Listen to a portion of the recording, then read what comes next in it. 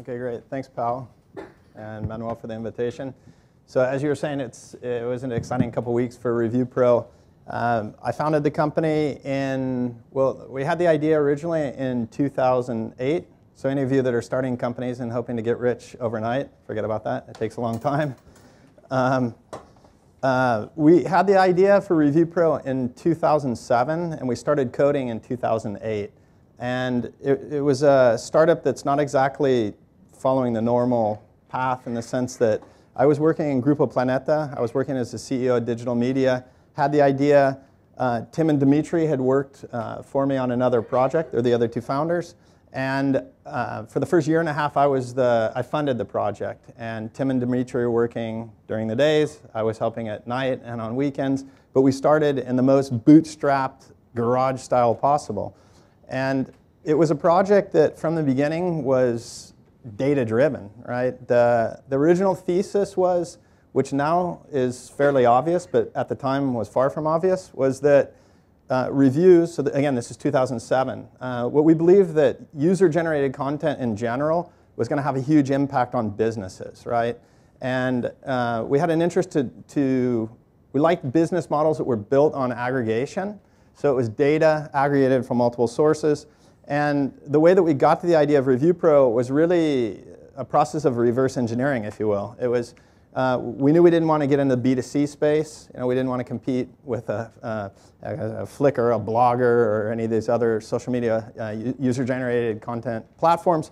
But what we wanted to do was build value on top of user-generated content in a B2B environment. So that was sort of the genesis. So we started the company. As I said, we started coding in January 2008. Our first client we signed in September of 2009. And today we have over 30,000 hotels around the world. We have a run rate of revenue of over 10 million US dollars. And it's a company that was built on very, very little capital. In total, we had a total of 5.5 million in equity investment. And today we have, as I said, more than 30,000 hotels around the world. So we're a big data company. And I'm not a big data specialist. I'm not a data scientist. So if anyone asks detailed questions, I'll have to defer them to someone else who's much smarter than me.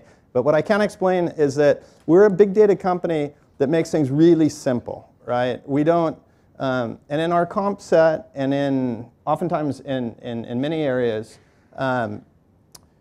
the problems or the solutions that companies bring to the market, they're just too fucking complex, right? Nobody understands them, right? People, especially, well, most industries, but especially the hotel industry, things need to be really simple. They need to be applied. Last night was the Super Bowl. I didn't watch it. I was too tired.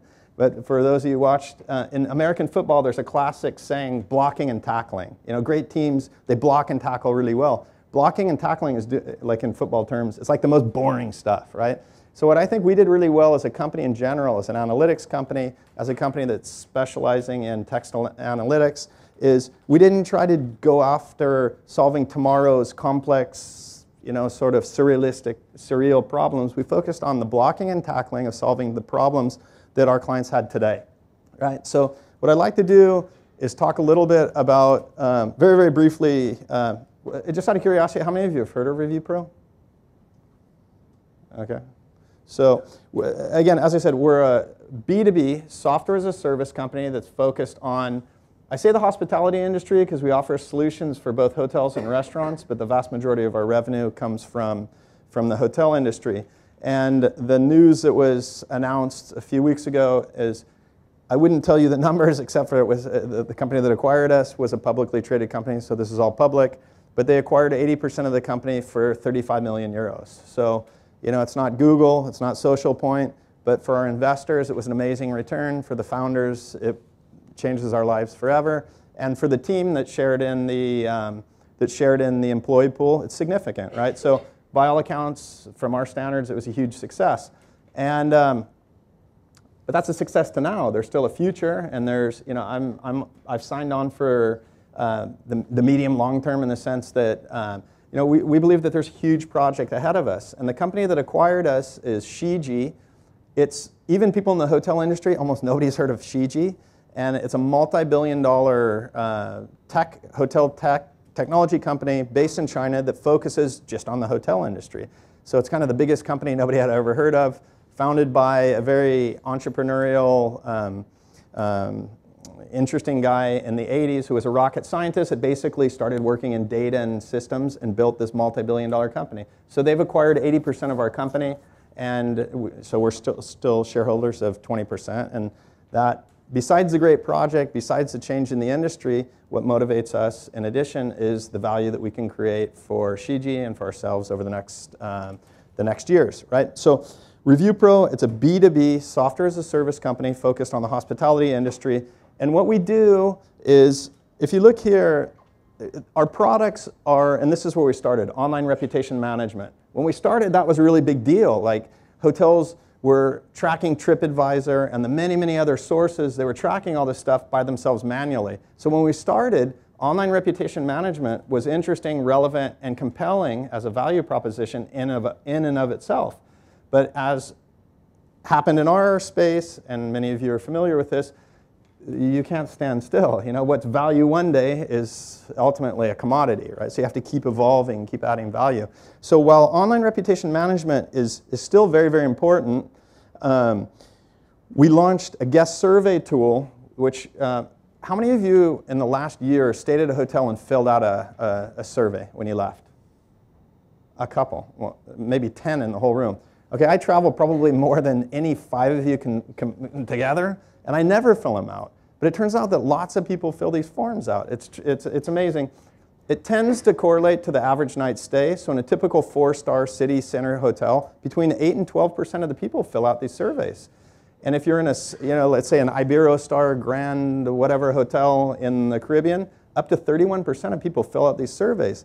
So there's a tremendous amount of information, that both quantitative and qualitative data, that can be mined through text analysis. So basically, we started with this product, online reputation management, and what we realized was that was a piece of the puzzle, but it wasn't the puzzle. The puzzle was guest intelligence, all feedback from all channels to help our clients, whether it's an individual hotel or a very, very large chain, to be able to understand how and where to focus operational and service excellence to deliver better guest experiences. Because in the end, this is what the hotel industry is. It's not much more complicated. Over here, you've got an asset that someone wants to maximize the value of, and the way you do that is exceeding expectations by delivering, and exceeding expectations by delivering fantastic experiences operationally in service and related to the product. So we started here, and then the market started getting competitive, and we thought, okay, we need to be smarter than the next guy, so what are we going to do? So we developed this enterprise-grade survey tool, and we created a category that we call guest intelligence, right? And it's really simple. Hoteliers can understand this. It's like, who doesn't want to have more intelligence about their guests, right? So this guest intelligence, and then we launched another product, which is kind of mapping online reputation to revenue numbers, so they can see how do they compare versus their comp set, right? But so basically, and then we have an API, and we make the data available to, we sell to hedge funds. This is the wildest client we have. We have a hedge fund. Does anyone know what a hedge fund is? Okay, so a hedge fund is a fund that just invests in a lot of stuff, and these are like the tops of their class in Harvard and here and there that have billions of dollars, and they invest here and they buy here, and they turn billions into multiple billions. And what this hedge fund does is they invest heavily in hotel stocks and heavily in the online travel space, and so they use our data as a part of their analytics, right? So basically, whether it's selling data to our clients, through API, to hedge funds, to hotel owners, or to destinations. If you go to Australia, for example, the National Star Rating System uses our data as one of the components to rank hotels, right? So basically, this is sort of the landscape of what we do as a company, right? So the data that we generate is, where it started here is with online reputation, and everyone knows about TripAdvisor, everyone knows about a handful of online travel agencies, but it turns out that there's 175 of them around the world that, some of them, Expedia, TripAdvisor, a number of them are relevant on a global basis, but many of them are very, very relevant on a national basis. So, for example, Germans don't read TripAdvisor or aren't influenced as highly by TripAdvisor as they are by Holiday Check or HRS or other sites, right? So there's a tremendous amount of data here, from the point scores, but more importantly from the reviews. And then, as I said, we launched this guest survey tool. So whether it's before the stay, during the stay, or post-checkout, our clients, the hotels, can send surveys. They can send them through text message, through scanning a QR code, or mainly through the old boring method of sending an email. And we're generating tens of millions of inputs and text analytic opportunities for our clients, right? So we combine these two types of, these two products, these two types of data into a tool and or basically a web application and also a mobile app. So for us, text mining is a key part of our value proposition, right? We're offering text mining today in 16 languages, and we developed this, again, if you're trying to put context and framework and recommendation to the entire internet, or a space much bigger than ours, is very, very complicated. But fortunately for us, it's a little bit easier because we're just focusing on hotels and all the relevant terminology and concepts. But basically, this gives you an idea of what our dashboards look like. So our clients can, over a period of time, look at all the positive and negative comments. We look at categories. What are the best? What are the worst? A concept is a group of concepts creates a category. And then what we're doing, again, is being a hotelier is very simple. It's understanding where you're underperforming, and maybe it's the breakfast doesn't have the right options for Chinese visitors, or maybe it turns out that the check-in times are too slow, or a hotel is, to put it in car terms or driving terms, a hotel it's a sea of potholes of potential operational and service problems. And what we do through the text and the text analytics is a really, really key part of how we help our clients understand and know themselves better, but also know about their clients. So as I said, we have 30,000 hotels around the world. Probably virtually all is a little bit of an overstatement, but almost all the major chains in Spain and independent chains work with us. And we're also very fortunate to work with many, many important brands around the world. And I can't say who it is now, but we just signed one of the top global brands in the US. We just signed, and we're implementing right now, nearly 500 hotels throughout Europe and EMEA. So as a little company that started in Barcelona with 3 guys and no money, you can do this stuff. If you stay focused and if you focus on adding value, don't try to solve next year's problems or 2 years from now problems. Do the blocking and tackling, solve problems today, and figure out how to drive marketing leads and convert it, and you can build a business, right? So I'm going to skip over this in the spirit of time, but for those of you that travel and book hotels, you know that reviews are important, right? It's a huge determining factor on choosing not only between hotel A and B, but helping both individual and business travelers decide how much they're willing to pay. So there's a direct relationship between the online reputation score, or what we call our global review index score, and the average daily rates a hotel can charge. Another thing that we did, I wish I could say that we were so clever to figure out the value of this. We didn't. It just turned out to be good fortune. We partnered with Cornell University, which in the hospitality industry is the top university in the world. They did a study about 4 years ago that looked at the relationship of our global review index, our online ranking, or our online reputation score, and revenue. And it literally put us on the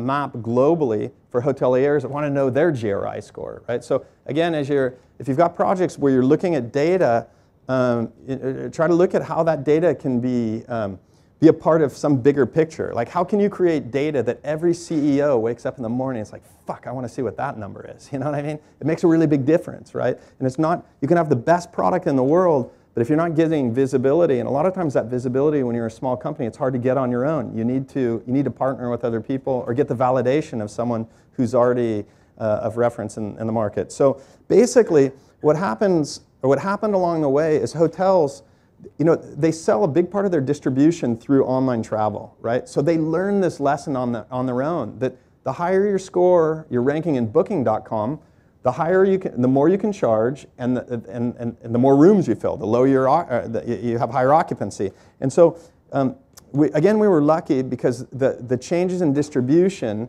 helped the market to learn that what we were doing was very, very important and valuable, right? And so what hoteliers know is that the battle is won or lost by their ability to exceed expectations. And the text analytics is the most powerful way for a hotel to do this.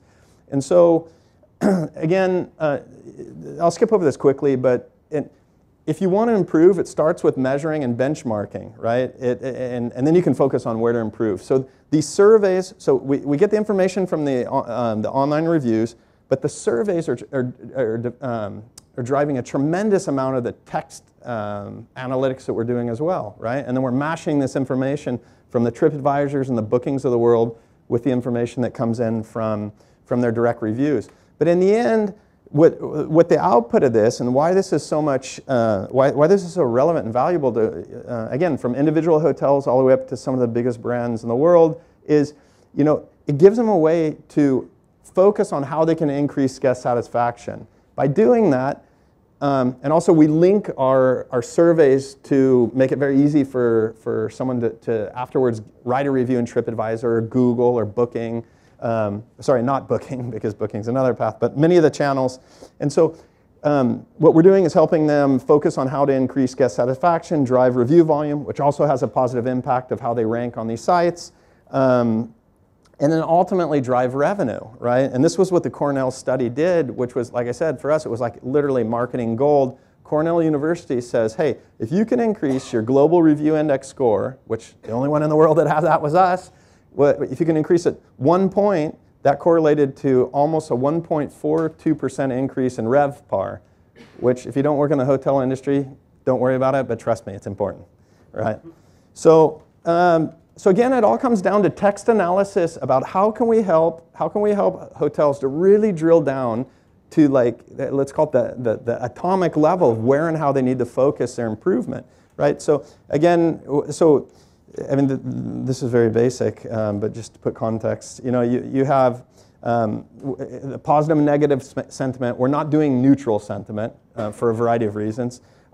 So then a mention is a phrase, right? The staff were gracious, right? And the concept is staff, and the sentiment is either positive or negative, right? And so again, simplicity in what we do. Maybe in other areas it's different, but in what we do, simplicity of how you're doing categories, how visually what the user interface is, how when someone that's working at a front desk in a hotel that's really busy and has a new group coming in, how can they come and look in ReviewPro either on their computer or on their mobile device, and in seconds see where the key issues in. So simplicity is really critical, and so we did a lot of work on how we structure the information to make it as simple as possible and make it as, let's call it proactive or as obvious about where they need to focus the action, right? So, so how do we do what we do? The dictionary has 450, now it may be up to nearly 500 concepts, right, related to the hospitality industry. So those are hotel, restaurants, and some other, but all related to our domain space. And then the concepts are organized into 26 standard categories. As I said, 16 languages. And there's hundreds of thousands of new reviews per day. So as you can, we work with Rackspace, and Rackspace is, I think they're very happy with us, and the data processing behind this is significant, right?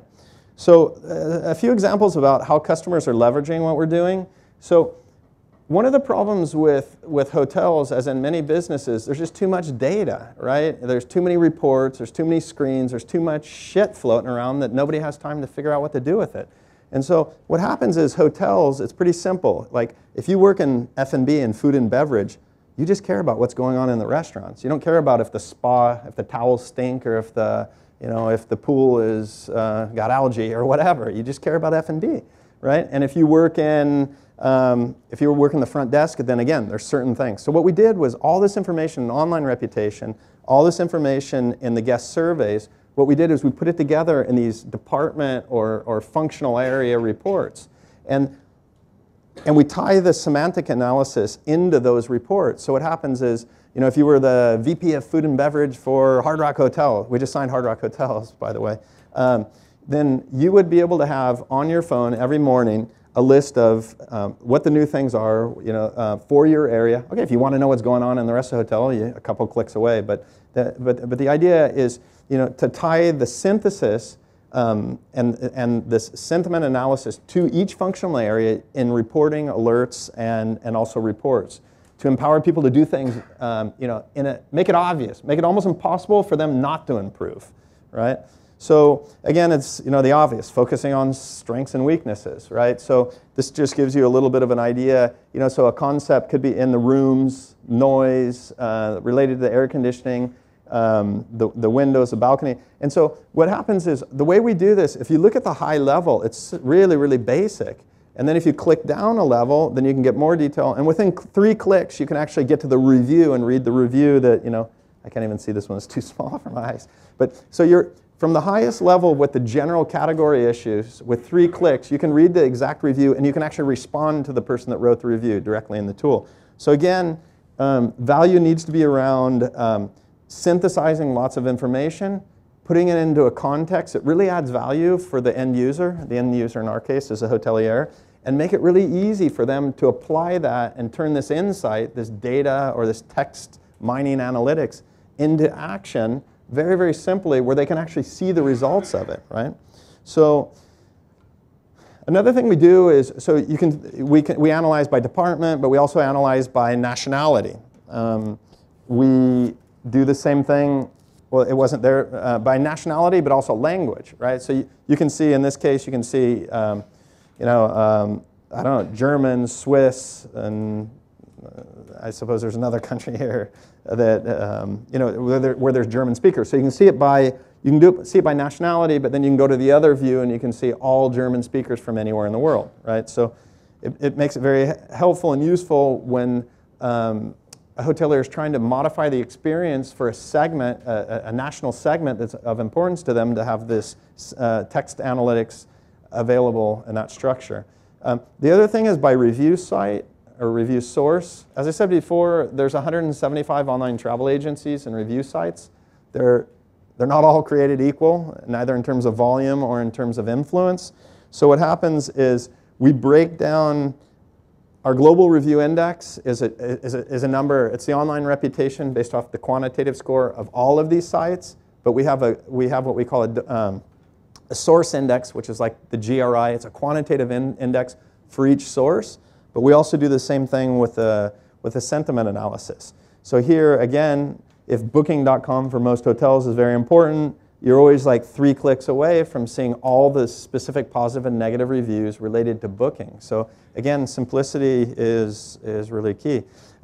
The other thing is, as I said, we have 2 different sources. We have the online reviews and then also the surveys. The online reviews, this is in the public domain, right? So all this amazing insight that can be gathered about Palladium Hotels is a client of ours, right? So if Abel Matutes wants to see what's positively and negatively impacting his hotels, the good news is he can see that for his hotels, but he can also see it for all of his competitors. So there's a tremendous amount of value that, that comes from the competitive analysis on the online reputation space, so, or on the online reputation side. Obviously the surveys, so if Melly is a client of ours and their survey results and the semantic analysis for that is only available to them, right? So part of the data is public, available to everyone, but again, you can see tremendous detail. Here, I don't know if you can see this, but this is actually real data. I don't know what the period of time was, but basically it's just showing,